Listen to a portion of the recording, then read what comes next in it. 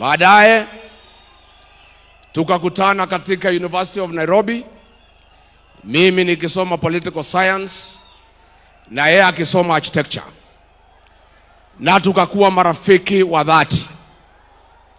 Thayo nyumba mutukamake na athigarisho itigana na andu acio. Nyinyi askari wachana na hiyo watu wako na amani na hawana maneno.